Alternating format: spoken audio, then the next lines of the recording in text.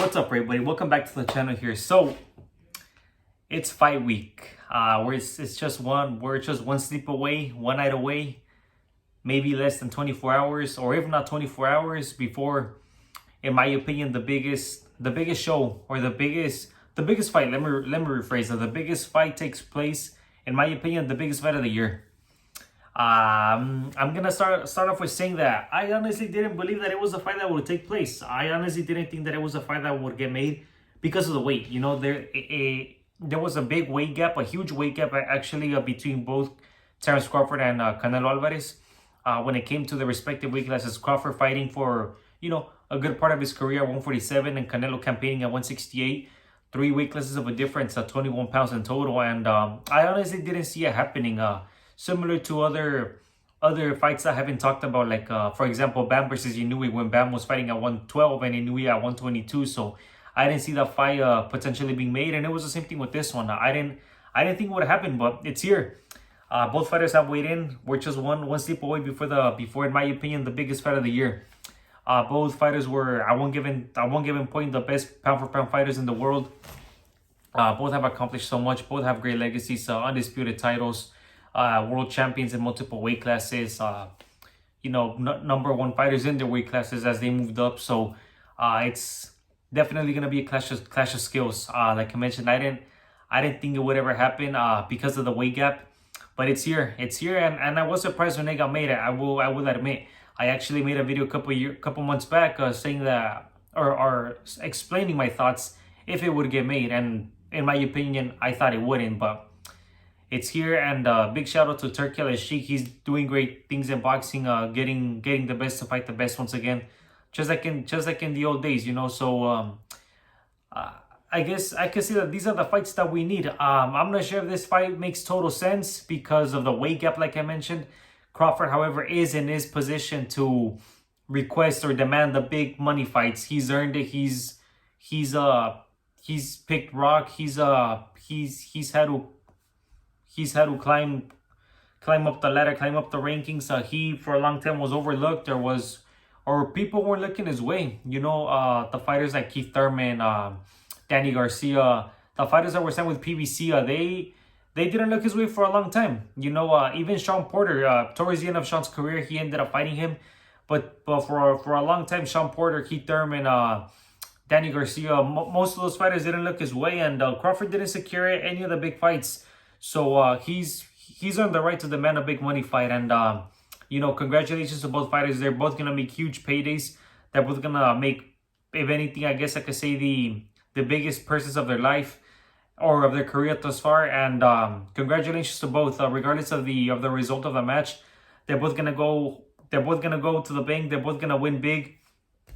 But I'm gonna go ahead and give my prediction on what I think is gonna happen, or who I favor to win. When it comes to the skills, I think both fighters are highly skilled.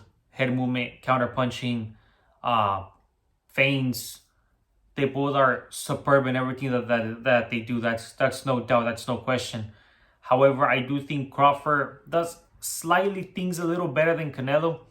I think he parries a little better. He maybe has a little better counters. He maybe, as of recent, he's been a better finisher than Canelo. Canelo in the past, I could say maybe 3 years, ever since his loss to Bivol, he hasn't finished fighters, so he hasn't had that. He hasn't closed shows out like he used to before the Bivol fight, like against Caleb Plant and Billy Joe Saunders, where he would close shows, where he would go for the kill, where he would close in spectacular fashion. Ever since the Bivol fight against John Ryder and Triple G, the third fight, even Berlanga and against Jermell Charlo. And even William Skull, although I didn't get to see some of those fights, like the Berlanga fight and the William Skull, but just based on the little clips I saw here and there, and on people's opinions, and I did see some of them. I saw the Triple G third fight, and I saw the Jermell Charlo. He didn't look like he was maybe too amped up or maybe too excited for those fights, so that could have been the reason why he didn't try to close the show in spectacular fashion. But it kind of seemed that he was just cruising to the fight. It could be that maybe he did lose a step or two, or it could be that he just wasn't as excited for those opponents. This time around, Terrence Crawford, although he is moving up 3 weight classes, 2 if you want to count the only fight that he had at 154 against Madrimov, I think that although he's fighting a smarter fighter or a lighter fighter, I think that he is gonna be dotting his I's and crossing his T's. He knows that he has a tremendous talent, a once in a lifetime talent, and a great fighter in front of him, and he's gonna have to be in his P's and Q's that night. And as far as for Crawford goes, just looking at the weigh-in, obviously the weigh-in is done in the morning. If you're involved in boxing, whether you're a professional coach or you're a professional fighter, you know that the weigh-ins are done in the morning, and then the ceremony or the presentation or the weighing open to the public is done in the afternoon. Once fighters are rehydrating, once they already stepped on the scale earlier that day, so it's not the official weigh-in once you see it on TV or once you see it on live streams, etc. But it looks that, in my opinion, I think Crawford looked a little bloated during the ceremony, during the presentation, during the weigh into the public. He looked a little bloated. Whereas Canelo, he's been fighting at 168 for a couple of years now. That's his weight class. Crawford is new to it. Do I think if he weighed in a little too heavy? In my opinion, I think he did. Now, is that going to affect him? I don't know. Just because the fight is at 168 doesn't mean you need to weigh in at 168 or 167 and a half. He could have weighed in at 165, 164. I think that would have benefited him a little more. Him not coming in too heavy simply because he's never fought at that weight class. But he weighed in at 167 and a half, just the same as Canelo. And is the weight gonna slow down Crawford? I don't know. We have to see. In my opinion, I do think Canelo should win simply because it's at his weight class, and it's not like Crawford is fighting Edgar Berlanga where he's moving up and he's not gonna fight the top-notch level fighter. There's a saying that goes around: the small little guy or a great little guy never beats a great big guy. And in some scenarios, or in most scenarios, that is true. However, there's been exceptions in the past, and as of recent, I could try to name a few. If I don't want to go too far back, one that I could think of would be Adrian Broner when he moved up to 47 and beat Pauly.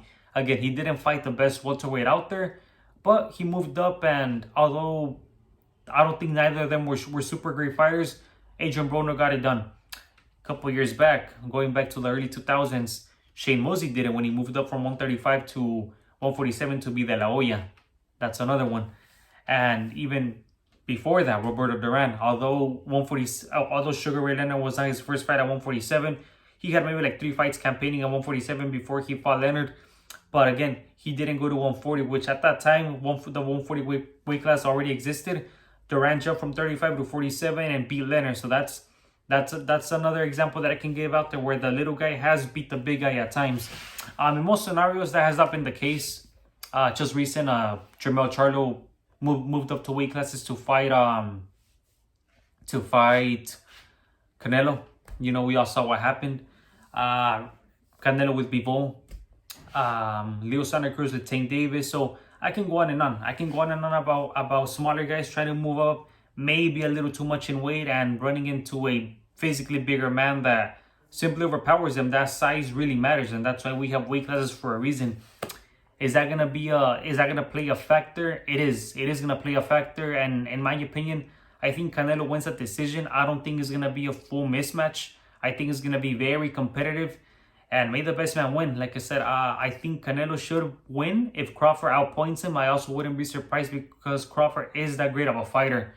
And yeah, that's it for this video. I wanted to leave my opinion out there. I'm excited. I'm sure most of you are, if not all of you are. Even though it might not have been a fight that you guys thought it would be made, I personally didn't think it would be made because of the weight gap, like I mentioned. But it's here, and I'm looking forward to it. And yeah, that was it for this video, guys. I wanted to leave a video out there. I know I haven't done one in maybe 2 months of anything. I've been busy, but I don't forget about the channel, and I am going to be posting a lot more often now. So stay tuned because I have more content coming your way, like I always mention. All right, guys. I'll see you guys on the next one.